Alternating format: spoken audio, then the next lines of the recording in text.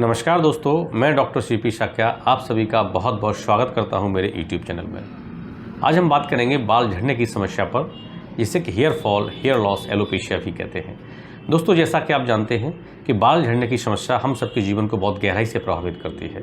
बाल झड़ने के कारण व्यक्ति की शारीरिक सुंदरता, उसके लुक्स बहुत ज़्यादा प्रभावित हो जाते हैं, जिससे उसके आत्मविश्वास में बहुत ज़्यादा कमी आने लगती है। कई बार लोग बहुत ज़्यादा मेंटल स्ट्रेस में चले जाते हैं, डिप्रेशन के तक शिकार हो जाते हैं। और ये समस्या कोई भारत ही नहीं, विश्व के अधिकांश देशों में बहुत बड़ी जनसंख्या हेयर फॉल की समस्या से परेशान है, उससे पीड़ित है।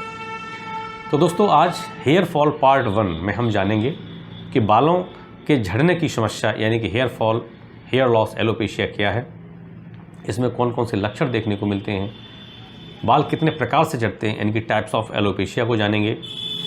इसके बाद उन प्रमुख जिम्मेदार कारणों को समझेंगे जिसके कारण बाल झड़ते हैं। दोस्तों, हेयर फॉल पार्ट 2 में हम उन प्रमुख होम्योपैथिक मेडिसिन को जानेंगे जिनके यानी कि प्रॉपर सेवन से आप इस समस्या से मुक्त हो सकते हैं। साथ ही उन प्रिकॉशंस, बचाव सावधानियों को भी समझेंगे। तो दोस्तों, ये वीडियो आपके लिए बहुत ही ज़्यादा इन्फॉर्मेटिव है, इसे आप अंत तक ज़रूर देखें। और यदि आपने मेरे चैनल को सब्सक्राइब नहीं किया है तो प्लीज़ चैनल को सब्सक्राइब कर लें, ताकि आपके स्वास्थ्य से जुड़े विषयों पर साइंटिफिक नॉलेज आपको लगातार मिलती रहे। चलिए शुरू करते हैं। बाल झड़ने की समस्या, hair fall, hair loss, alopecia के बारे में जब हम बात करते हैं तो हमें यह समझना चाहिए कि निश्चित मात्रा में बालों का झड़ना और उसी अनुपात में बालों की ग्रोथ, ये एक नेचुरल प्रोसेस है। और लेकिन जब किन्हीं कारणों से जब बहुत ज़्यादा बाल झड़ने लगते हैं, हेयर फॉल बहुत ज़्यादा बढ़ जाता है, उसके कंपैरिजन में बालों की ग्रोथ उतनी नहीं होती है, तो हमारे सिर पर बालों का वॉल्यूम जो होता है वो कम होने लगता है और आपको लगता है कि आप हेयर फॉल, हेयर लॉस या एलोपेशिया की तरफ बढ़ने लगे हैं। दोस्तों, हेयर फॉल और एलोपेशिया को और बेहतर तरीके से समझने के लिए हम बालों की संरचना और बालों की लाइफ साइकिल को समझेंगे। बेसिकली हमारे शरीर पर 2 तरह के बाल होते हैं, जो बहुत छोटे बाल यानी कि बहुत रोए जैसे होते हैं, बहुत छोटे, बहुत पतले, उनको हम वेलस हेयर्स कहते हैं। और जो बाल काफ़ी लंबे रहते हैं, थिक रहते हैं, जैसे सिर के बाल, दाढ़ी के बाल, इस टाइप के बालों को हम टर्मिनल हेयर्स कहते हैं। जो बाल हैं और जो हेयर्स हैं वो एक प्रोटीनेसिस स्ट्रक्चर है, यानी कि केराटिन नामक प्रोटीन के बने होते हैं। बालों का जो हिस्सा आप त्वचा के ऊपर देखते हो उसको हम हेयर शाफ्ट कहते हैं, और जो हिस्सा त्वचा के नीचे स्किन लेयर में होता है उसे हम हेयर रूट कहते हैं। हेयर रूट के आसपास कनेक्टिव टिश्यू और स्किन सेल्स की एक कवरिंग होती है, एक सीथ होती है, उसे हम हेयर फॉलिकल कहते हैं। हेयर रूट के अंतिम भाग पर हेयर वल्ब होता है, हेयर वल्ब कहते हैं उसे, और जो हेयर पेपिला से जुड़ा होता है, जिसके माध्यम से ब्लड सप्लाई हेयर रूट तक पहुंचती है और उसके माध्यम से पोषण मिलता है हेयर बल्ब की कोशिकाओं को। और जब हेयर बल्ब की कोशिकाएं लगातार डिवाइड करती हैं तो बाल की ग्रोथ होती है। दोस्तों, अगर लाइफ साइकिल की बात करें तो किसी भी बाल की लाइफ साइकिल के 3 पार्ट होते हैं। पहला होता है ग्रोथ फेज, जब बाल को लगातार पोषण मिल रहा होता है और बाल ठीक से ग्रोथ करता है, उसको हम ग्रोथ फेज कहते हैं, एनाजन फेज कहते हैं। इसके बाद आती है कैटाजन फेज, ट्रांजिशनल फेज, जब ब्लड सप्लाई कॉन्स्ट्रिक्ट करने लगती है, सिकुड़ने लगती हैं जब आर्टरीज, तो पोषण बाल को कम मिलता है, बाल लगातार पतला होता जाता है, उसको हम कैटाजन फेज कहते हैं। इसके बाद आती है रेस्टिंग फेज, जिसमें ब्लड सप्लाई कंप्लीटली कट हो जाती है, बाल को पोषण मिलना बंद हो जाता है और बाल झड़ जाता है, उसको हम टीलोजन फेज, रेस्टिंग फेज भी कहते हैं। तो ये हमने लाइफ साइकिल को समझा। अब हम कौन कौन से लक्षण देखने को मिलते हैं उनको हम समझते हैं। जब आप हेयर फॉल या हेयर लॉस की तरफ बढ़ते हैं तो आप देखते हैं कि आपके बिस्तर पर बाल हैं, आपके कमरे में बाल हैं, आपके पिलो तकिया पर बाल हैं। जब भी आप कंघा करते हैं, कॉम्ब करते हैं तो बाल हाथ में आ जाते हैं, शैम्पू करते हैं तो बाल हाथ में आ जाते हैं। तो इस तरीके से आपको बहुत बड़े स्तर पर आप बाल देखने को मिलते हैं। इसके साथ खासकर महिलाओं में देखने को मिलता है कि बाल पतले तो हो ही रहे हैं, साथ में 2 मुँहे बाल यानी कि स्प्लिट हेयर्स की संख्या भी बढ़ रही है, यानी कि 2 मुँहे बाल देखने को मिलते हैं। नेक्स्ट में आप देखते हैं कि बालों की जड़ों पर आपको दर्द महसूस होगा, वहाँ पर खुजली, खुजलाहट, इचिंग आपको महसूस होगी। इसके साथ में आपके सिर पर बालों का वॉल्यूम भी कम होने लगता है। साथ ही आप ये भी देखते हैं कि आपको डैंड्रफ भी देखने को मिलता है, क्योंकि डैंड्रफ बाल झड़ने की समस्या का बहुत बड़ा कारण भी है। दोस्तों, बाल झड़ने की जो समस्या है वो एजिंग के साथ जुड़ी हुई है। एज जब 40 से प्लस, 45 के प्लस पहुंचती है तो फिर बालों का झड़ना प्रारंभ हो जाता है। एक सामान्य प्रक्रिया है। लेकिन अगर कोई व्यक्ति 15, 16, 20, 25, 30, 35 की एज में है और बाल बहुत ज़्यादा झड़ रहे हैं तो आपको डॉक्टर से मिलना चाहिए। आप हेयर फॉल या हेयर लॉस की समस्या आपको हो रही है। हालांकि देखा जाता है कि यदि आपके प्रतिदिन 50 से 80 बाल तक निकलते हैं तो ये एक सामान्य प्रक्रिया है, आपको चिंता नहीं लेनी है। तो दोस्तों अब हम बाल कितने प्रकार से झड़ते हैं यानी कि टाइप्स ऑफ एलोपेशिया को समझेंगे। इसमें सबसे पहले है एंड्रोजेनिक एलोपेशिया, यानी कि जब व्यक्ति के जो जीन संरचना है, उसके हार्मोन हैं और इन्वायरमेंटल इफेक्ट, इनके सबके मिले जुले प्रभाव के कारण जब बाल झड़ते हैं उसको हम एंड्रोजेनिक एलोपेशिया कहते हैं। ये सबसे प्रमुख और सामान्य कारण है।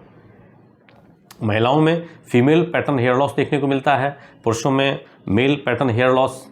तो मेल पैटर्न हेयर लॉस में जो पुरुषों में बाल होते हैं यानी कि माथे के ऊपर यानी कि जो हेयरलाइन स्टार्ट होती है, वो जब हेयर लॉस होता है तो पीछे की ओर खिसकना स्टार्ट कर देती है, यानी कि रिसीडिंग ऑफ हेयरलाइन देखने को मिलता है। साथ में टॉप ऑफ द हेड यानी कि सिर में यानी कि बीच से टॉप से बाल झड़ते हैं, ये एक पैटर्न पुरुषों में देखने को मिलता है। खासकर महिलाओं में अगर हम देखें तो उसमें रिसीडिंग ऑफ हेयरलाइन देखने को नहीं मिलती है। महिलाओं में क्या होता है कि उनके बाल लगातार पतले होते जाते हैं और बालों के बीच में स्पेस लगातार यानी कि बढ़ता जाता है, यानी कि बालों की मात्रा बहुत कम होने लगती है उनके सिर पर। नेक्स्ट है एलोपेशिया एरियाटा।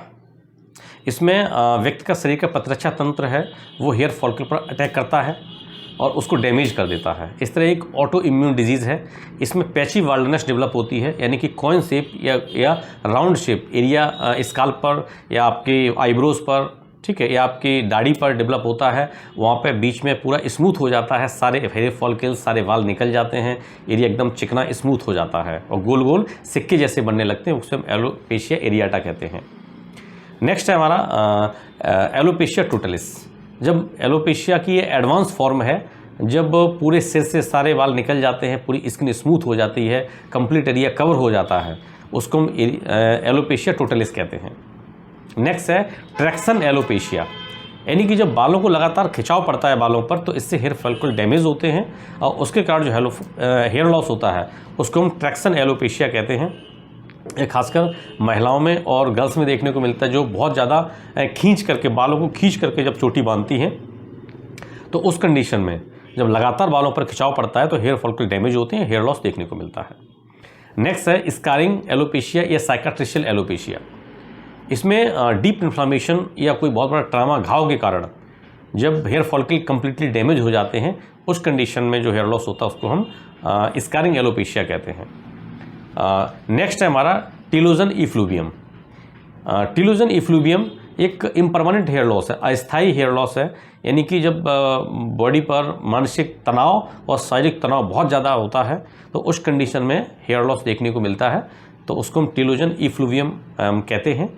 लाइक जैसे कैंसर जैसी कोई बीमारी है या कोई बहुत ज़्यादा मानसिक तनाव है, या हो सकता है डिलीवरी की प्रोसेस में चाइल्ड बर्थ के दौरान हेयर लॉस देखने को मिले, तो इस टाइप से करके। तो दोस्तों ये हमने टाइप्स ऑफ एलोपेशिया को समझा। अब हम नेक्स्ट में ये समझते हैं कौन कौन से कारण इसके लिए जिम्मेदार हैं, यानी कि कॉजेज ऑफ एलोपेशिया। इसकी हम बात करें तो सबसे पहले एक है हेरिडिटरी कॉज, यानी कि आनुवंशिकता कारक, फैमिली हिस्ट्री, यानी कि अगर आपकी जीन संरचना, आपकी फैमिली हिस्ट्री बहुत ज़्यादा पॉजिटिव है हेयर लॉस के लिए, आपके फादर हैं, आपके ग्रैंडफादर हैं, उनको ये हेयर लॉस हुआ है तो आप भी इसके लिए प्रोन हैं। नेक्स्ट है एजिंग, ये भी एक सामान्य कारण है इसका। एक यानी कि 40 से 45 एज से ऊपर के लोग होते हैं, उनको सामान्य तौर पर हेयर फॉल धीमे धीमे एक वाई एज की नेचुरल प्रोसेस के तहत होने लगता है। इसके बाद नेक्स्ट हम देखें तो पोषक तत्वों की कमी। यदि आपके भोजन में पोषक तत्वों की कमी है, लाइक जो है विटामिन्स, जो आवश्यक विटामिन्स हैं, विटामिन सी, विटामिन डी, ई, के, विटामिन वी कॉम्प्लेक्स, इनकी प्रोटीन है, कार्बोहाइड्रेट है, इसके साथ में ओमेगा 3 फैटी एसिड्स हैं, इनकी कमी है अगर तो इसमें हेयर फॉल देखने को मिलता है। नेक्स्ट अगर हम बात करें तो हेयर स्टाइलिंग भी इसका एक बहुत बड़ा कारण है। जैसे आप देखते हैं कि लोग हेयर कर्लिंग, हेयर स्ट्रेटनिंग कराते हैं तो उसमें बालों के साथ हीट ट्रीटमेंट किया जाता है, इससे बाल कमज़ोर होने लगते हैं और बाल झड़ने स्टार्ट हो जाते हैं। इसके साथ में हम ये भी देखते हैं कि आप बहुत ज़्यादा केमिकल बेस्ड ऑयल या शैम्पू प्रयोग कर रहे हैं तो भी आप हेयर लॉस का, हेयर फॉल के शिकार हो सकते हैं। तो या बार बार आप ऑयल शैम्पू चेंज कर रहे हैं तो भी हेयर फॉल देखने को मिलता है। इसके साथ भी ये भी देखा जाता है कि यदि आप जगह चेंज करते हैं तो पानी चेंज होता है, इन्वायरमेंट जो चेंज होता है, कई बार इस कारण भी हेयर फॉल देखने को मिलता है। नेक्स्ट है, यदि आप बहुत ज़्यादा मानसिक तनाव में हैं, स्ट्रेस में हैं, तो भी आपको हेयर फॉल देखने को मिल सकता है। इसके साथ में नेक्स्ट हम देखें, यदि आप नींद प्रॉपर नहीं ले रहे हैं तो भी इसके कारण आपको मानसिक तनाव बढ़ सकता है और हेयर फॉल देखने को मिल सकता है। यदि आपको बहुत ज़्यादा कॉन्स्टिपेशन है, कब्ज आपको रहती है, कई बार इसके कारण भी हेयर फॉल देखने को मिलता है। और ये भी देखा गया कि जो क्रॉनिक डिजीज़ हैं, कई ऐसी क्रॉनिक डिजीज़ हैं इनमें भी हेयर फॉल देखने को मिलता है, जैसे टाइफाइड है, माइग्रेन की समस्या है, पीसीओडी है, आपकी थायराइड से जुड़ी हुई जो बीमारियां हैं उनमें भी हेयर फॉल देखने को मिलता है। इसके साथ ही हम देखते हैं कि कैंसर के जो पेशेंट्स हैं उनमें जब कीमोथेरेपी या रेडियोथेरेपी होती है उस समय भी हेयर फॉल देखने को मिलता है। नेक्स्ट में अगर देखें तो यदि आपकी बॉडी अगर हार्मोनल इम्बैलेंस से गुजर रही है, हार्मोनल चेंज से बहुत ज़्यादा गुजर रही है, उस दौरान भी हेयर फॉल देखने को मिलता है। जैसे कि प्रेगनेंसी, गर्भावस्था के दौरान, चाइल्ड बर्थ के दौरान हार्मोनल चेंज होते हैं तो हेयर फॉल देखने को मिलता है। मीनोपॉज, रजोनिवृत्ति के दौरान हेयर फॉल देखने को मिलता है। साथ ही कुछ बीमारी जैसे कि पीसीओडी, पॉलीसिस्टिक ओवेरियन डिजीज़, इसमें भी बड़े स्तर पर हार्मोन चेंज होते हैं, बॉडी में असंतुलन होता है, उसमें भी हेयर फॉल आपको देखने को मिलता है। तो ये कुछ कारण हैं। इसके साथ नेक्स्ट में हम देखें तो डैंड्रफ, यदि आपको बहुत ज़्यादा डैंड्रफ है, रूसी अगर बहुत ज़्यादा आपको हो रही है, इसके कारण भी बहुत ज़्यादा हेयर फॉल देखने को मिलता है। तो दोस्तों ये कुछ हमने कारणों को समझा। दोस्तों पार्ट सेकंड में हम होम्योपैथिक मेडिसिन पर चर्चा करेंगे, साथ ही हम प्रिकॉशंस को भी समझेंगे, तो आप उस वीडियो को अवश्य देखें। दोस्तों ये वीडियो आपको कैसा लगा? आपको अच्छा लगा तो वीडियो को लाइक करें, शेयर करें, कमेंट करें। दोस्तों फिर मिलते हैं नेक्स्ट वीडियो में, तब तक के लिए थैंक यू सो मच।